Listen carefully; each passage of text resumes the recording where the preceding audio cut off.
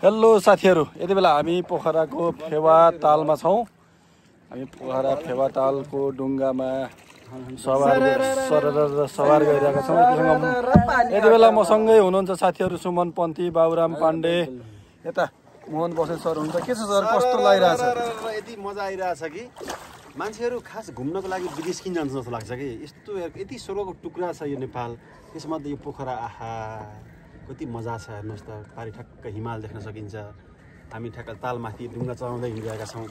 अब हामी ताल बराही मन्दिर दर्शन गर्छौँ। साँच्चै पोखरा त पोखरा नै रहेछ क्या सर।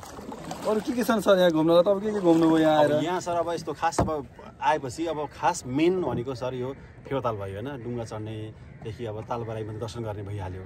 त्यसपछि हामी अब अलि अब आँट छ भने पाएर बन्दी जम्प हान्न जान सकियो होइन, प्याराग्लाइडिङ गर्न सकियो। अहिले त माथि पुग्निकोट भइहाल्यो होइन। अब थुप्रै सर अब यो जता कतै राम्रो छ सर, यो राम्रो छ। यो घुम्नु पर्ने ठाउँ छ पोखरा त। यो अब नेपालकै नम्बर 1 पर्यटकीय स्थल हो। सबैजना आउनुहुन्छ, रमाइलो गर्नुहुन्छ, राम्रो छ पोखरा।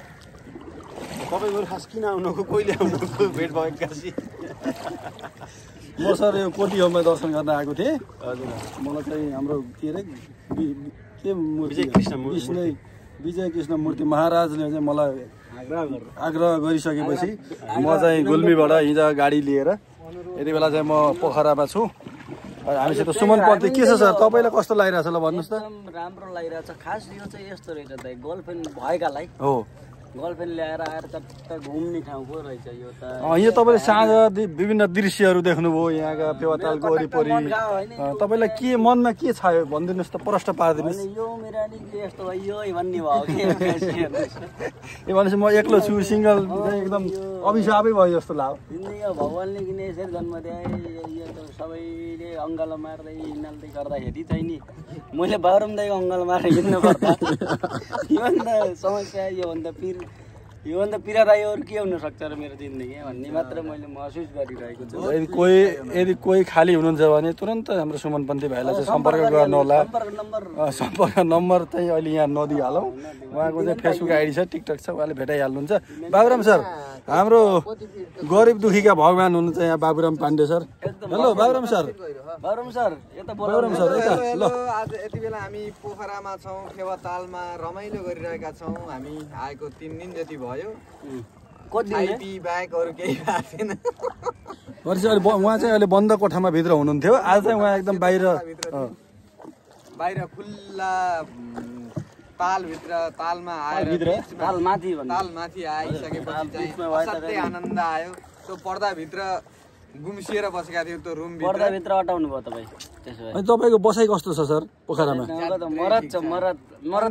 पन्थी बन्धु रोइरहेछन्। अब कोही पाइनँ मैले भनेर, अरू त ठिक छ। हेलो दाई, हाम्रो बाजी दाई। के छ कि हजुरको नाम के हो दाई? बोटे दाई। के नाम हो दाई हजुरको नाम? मेरो नाम रञ्जय परियार। अनि कति वर्ष भयो दाई तपाईँले डुङ्गा चलाउनु लागेको? हजुरले गीत गाउनुहुन्छ अरे? हजुरले गीत पनि गाउनुहुन्छ? गर्ने त तँ रहेछ, गाउनुहुन्न? एउटा गीत गाइदिनु न माझी दाई पोखरा फेवा तालको। हजुरले गाइदिनु न। आउँदैन?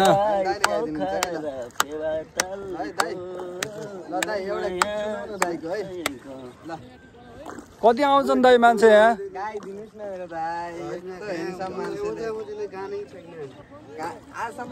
देख्न सक्नुहुन्छ ताल बराही मन्दिरमा चहल पहल निकै बढेको छ।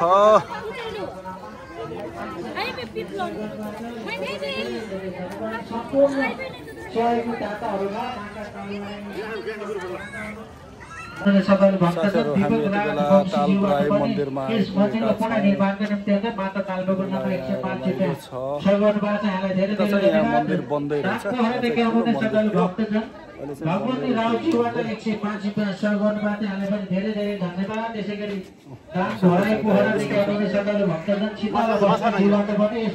तपाईँलाई ताल बराही मन्दिरको स्पेशल माछा देखाउँछु। हेर्नुहोस्, यो चाहिँ ताल बराहीको माछा छुनै पाइन्न।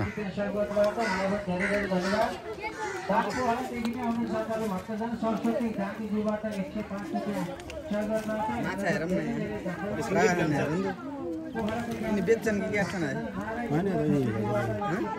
हेर्नुहोस् कति छन् माछा है साथीहरू माछाको यो नाम चिन्नेर ट्याक्क कमेन्ट गर्नुहोस् फटाफट ल अब चाहिँ हामी तालबराई मन्दिरको दर्शन गरेर यहाँबाट फर्किँदैछौँ कस्तो लाग्छ सर एकदम रमाइलो लाग्यो मन्दिर बन्दै गरेको रहेछ अनि मन्दिर चाहिँ सम्भवतः दानबाटै त्यहाँ उठाइरहेको देखेका थियौँ दानबाटै 150 उठाएरै बन्ने जस्तो देखेको छु मैले चाहिँ ठिकै हो तपाईँले कति दान गर्नुभयो सर मैले त गरिनँ सर अब गोदा रुपियाँ थिएन एकजना यता आइदिनुहोस् है यता पछाडि रुपियाँ थिएन सर रुपियाँ थिएन सर यो त कौशल गाडी लगाइरहेको छ कौशल होइन सर अब क्यास बोकिन्छ यी फोन पे हुन्छ त्यहाँ फर्कम सर किन नहुने हो फोन पे त 150 दिनलाई मेरा बाजु छैन सर गरिबदेखिको भगवान् हुनुहुन्छ उहाँलाई 150 दिनलाई केही समस्या छैन उहाँसँग अझै नगद मात्र नभएको खातामा एकदम टन्नै छ पैसा भन्ने कुरो हामीले यहाँबाट प्रष्ट पार्न सक्छौँ हामी चाहिँ पोखरा फेवाताल तालबराई मन्दिर परिसर अवलोकन गर्दैछौँ भित्र मन्दिर दर्शन गरेर फर्किसकेका छौँ हामी भने अब यता ताल वरिपरि डुल्नेछौँ घुम्नेछौँ रमाइलो गर्नेछौँ घन्टा चलाएर गयो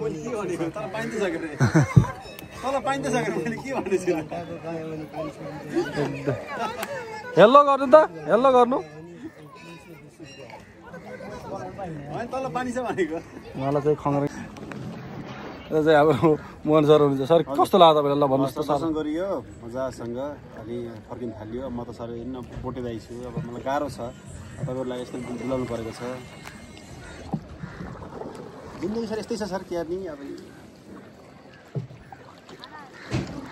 हजारौँ पर्यटकहरू आउनुभएको छ होइन सर भाइ यो सिधै चलाउँदै यो एघार गएर 3 लाग्छ सिरामा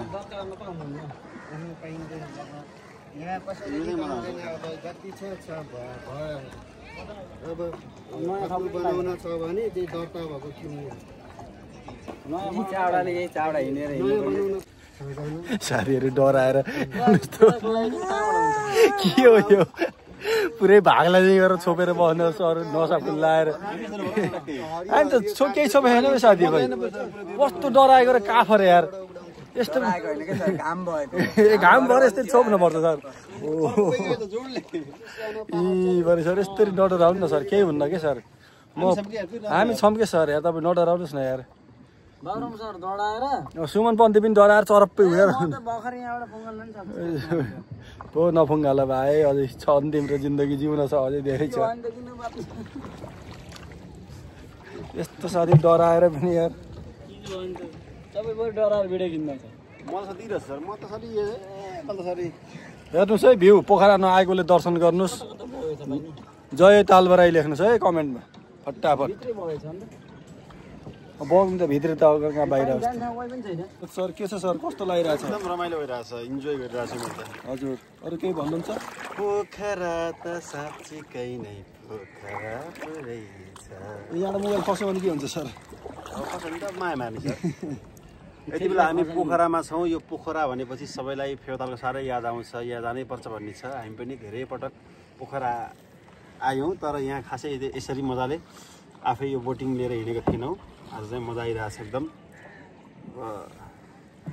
साथीहरूलाई पनि घुमाइरहेको छु गाडी हेरिरहेको छु सुमन सर के भन्न चाहनुहुन्छ म त बहुत राम्रो भन्न चाहन्छु भाइ गरम सर एकदमै रमाइलो गरिरहेछौँ आज 3 दिन भयो अब यसपछिको हाम्रो के छ सर प्लानिङ यसपछिको प्लानिङ के छ सर यसपछि त भन्न मिल्दैन होइन भन्नु न थोरै के छ यसपछिको हलनचोकमा गएर के गर्ने भन्नुहुन्छ सरले सुमन सर खाना खाने यो यस विषयमा सुमन सरलाई प्रश्न पारिदिनु यस्तो छ के त त्यहाँ एक खालको हाम्रो चाहिँ सर्भिसिङ हुन्छ गाडीको हजुर अब हाम्रो गाडी सर्भिसिङ गरेपछि गाडी राउन्ड तान्छ नि त सस्तो हुन्छ ल है सबैजनालाई हार्दिक अनुरोध छ सबैजना पोखरा आउनु हो भने हललाइन गएर सर्भिसिङ गर्नलाई हल्लाउनु चोक के छ हल्ला हल्लाउने चोक हल्लाउने चोक पोखराको हल्लाउने चोकमा आएर सबैले सर्भिसिङ मान्छेको सर्भिसिङ गाडीको सर्भिसिङ सबै हुन्छ त्यहाँ है गौरम सर के छ तपाईँ के भन्नुहुन्छ बोल्न होइन अनि एउटा गीत गाइदिनु न यार सुमन सर